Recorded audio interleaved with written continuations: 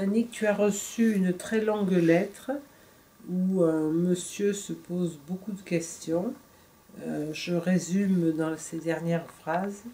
Tout est mis en place pour maintenir l'humanité dans un profond sommeil, voire à œuvrer contre la lumière, à travailler pour le Satan. J'ai aussi la conviction, mais je peux me tromper, qu'ils le font consciemment. Pourquoi? Avez-vous un avis sur cette question?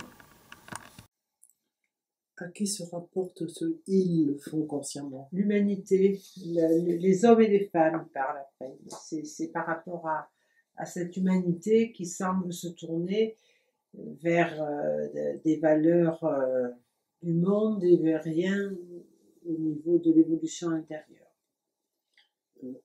J'espère que c'est inconsciemment, justement. Parce que si c'est consciemment, c'est vraiment se donner au Satan diabolique et c'est tragique. Je ne pense pas. Je pense que l'humanité est encore dans une très grande inconscience. Les sciences humaines ont fait un très grand progrès, invitent chacun de nous à se retourner vers son intériorité pour aller découvrir ses souffrances, ses blessures, etc. Ça reste pour l'instant sur un plan très psychologique, mais le psychologique ne peut pas être séparé de l'ontologique, et il faudra bien que ces sciences humaines débouchent sur l'ontologique. Mais c'est déjà quelque chose qui promet la suite, et moi je suis pleine d'espérance pour cela. Mais je crois qu'il faut que nous entrions dans la conscience, et une conscience vraiment aiguë maintenant, que nous sommes esclaves de ce Satan diabolique. Le mythe du 3e chapitre de la Genèse, qu'on appelle le mythe de la chute, et j'ai horreur de ce mot qui n'est pas dans le texte biblique, c'est le mythe de l'exil. Nous nous mettons en exil de nous-mêmes. Nous détournons de notre ontologie, c'est-à-dire de notre identité divine, et nous donnons à un autre maître. Et le Christ le désigne dans les évangiles quand il dit aux pharisiens « Votre père, c'est le Satan ». C'est en ce sens-là. Mais j'espère que ça n'est que inconscient, justement, et que notre vocation urgente, je dirais, c'est de prendre conscience de cela pour entrer dans un retournement. Aujourd'hui, ce qui me semble, c'est que nous sommes dans les prémices de quelque chose de cette sorte, en ce sens que nous sommes, à la fin je n'en sais rien, mais en tout cas, nous avons déjà une expérience assez profonde de tous les échecs de nos constructions mentales, de toutes nos idéologies, de tout ce que nous fabriquons par la voie extérieure, en ne faisant plus référence justement au monde archétypiel divin. Est-ce que tu parles du capitalisme, du communisme? Je parle de tout, de toutes les idéologies, que ce soit le capitalisme, que ce soit le marxisme. Toutes nos structures actuelles sont en train de se mettre par terre.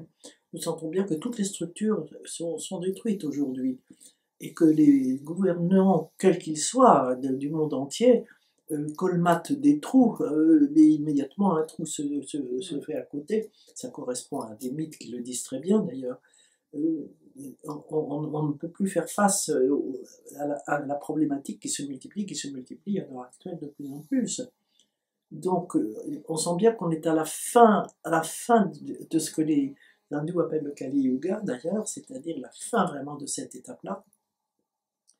Et nous sommes dans un chaos, en fait, un chaos tel que la loi veut que du chaos sorte justement une semence, un germe, quelque chose qui va germer. Et on sent déjà ce germe se faire. Moi, je le sens très très fort dans le monde aujourd'hui, parce qu'on parle de toutes les catastrophes, mais ce dont on ne parle pas, c'est tout ce qui se vit de merveilleux aujourd'hui, d'une beauté extraordinaire dans tous les pays, avec des élans de générosité, de conscience nouvelle, de mise en place de valeurs nouvelles et qui sont liées justement, qui relient la terre au ciel, le ciel à la terre. Et ça se joue, mais on n'en parle pas de tout cela.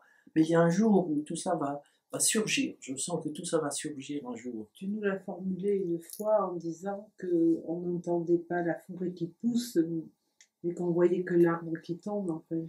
Exactement, c'est d'ailleurs pas de moi du tout. Oui. Mais c'est très parlant. Mais c'est très parlant, Oui. c'est ça. Il y a un arbre qui pousse, ça c'est évident. On peut dire que c'est l'arbre, justement, symboliquement de la connaissance. C'est-à-dire qu'au fur et à mesure des mutations vers lesquelles nous sommes portés maintenant, il va y avoir une connaissance nouvelle qui va naître. L'énergie intégrée va donner son information et voilà, la connaissance est en train de grandir. C'est pour ça que les sciences humaines, qui ont déblayé déjà beaucoup de choses, vont passer à un autre niveau. On sent très bien que les grands ténors aujourd'hui des sciences humaines sentent bien le mur devant lequel ils sont, et ce mur va éclater un jour. Je le sens très fort. Parce qu'il faut passer à l'ontologique. Il faut retrouver la relation du ciel et de la terre. Voilà. La question, rappelle-moi, c'est... Pourquoi l'humanité œuvre-t-elle pour le Satan? Voilà, alors elle est tout à fait inconsciente de cela, et la tête du Satan en question, elle est dans son principe écrasée, donc nous pouvons absolument, chacun dans sa personne déjà, mais l'humanité dans son ensemble peut faire le retournement. Le Satan n'a aucun pouvoir sur nous que celui que nous lui donnons. Et nous le lui donnons dans le collectif. Mais dans nos personnes, lorsque nous prenons conscience de cela et que nous ne lui donnons plus le pouvoir, notre vie se transforme totalement, totalement. Et les problèmes se résolvent. Je dis toujours que lorsqu'on trouve sa place à l'intérieur, c'est le verbe sim, prendre sa place. C'est la même racine que le shem, le nom. C'est-à-dire, si je me place dans l'axe de mon devenir, je deviens mon vrai nom, celui qui va participer au Saint-Nom Yod et Vavé. Si je me place là et que je retrouve la paternité divine, et donc la lumière d'une vie tout à fait nouvelle, je fais l'expérience d'être mise à ma place à l'extérieur. Et je dis que si l'humanité se retourne, il n'y aura plus de problème de chômage. Chacun sera à sa place. Elle n'aura plus à avoir peur. Aujourd'hui, on prend le problème à l'envers. On cherche partout sa place à l'extérieur. La place intérieure, c'est tout à fait secondaire. Et c'est le contraire. Invitons nos frères, nos sœurs à trouver justement leur place intérieure, à aller vers le divin, à aller vers la totalité d'eux-mêmes. Et ils verront cette loi extraordinaire qu'on est mis à sa place à l'extérieur. Mais ça demande une grande exigence, c'est sûr, c'est l'exigence de se libérer de toutes les contraintes extérieures, enfin de toutes les contraintes, je parle très mal, se libérer des lois du monde pour obéir aux lois divines. Dans le début de sa question, cet homme formulait qu'on fait qu'on fait tout à l'extérieur et quasiment rien par rapport au chemin intérieur. Ben, c'est exactement ce que je viens de te dire. Oui, mais il le formulait et après il dit... C'est une des tentations que le Christ vit quand il est envoyé par l'Esprit Saint au désert pour y rencontrer le Satan. Et le Satan lui dit change les pierres en pain. Qu'est-ce que font toutes les ONG aujourd'hui? Elles changent les pierres en pain, elles donnent à manger aux gens qui ont faim.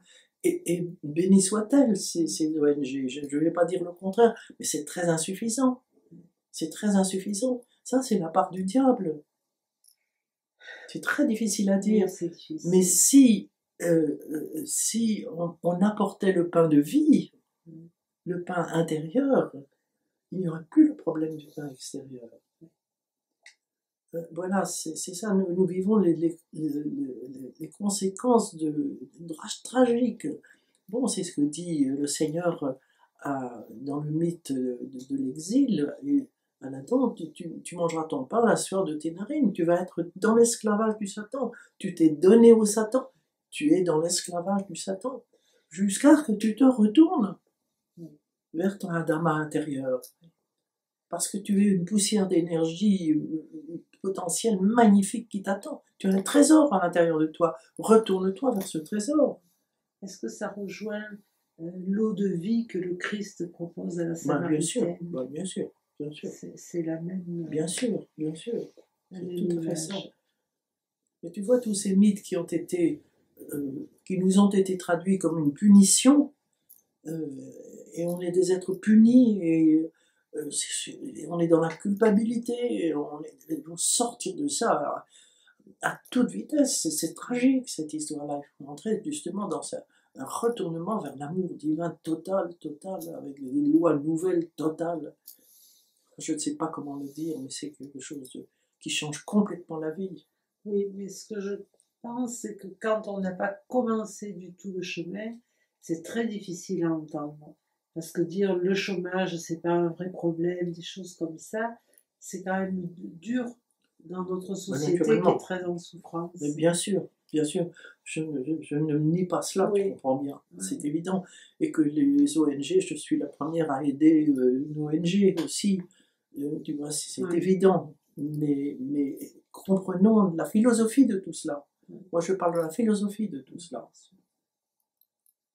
Merci beaucoup, Annick. Merci.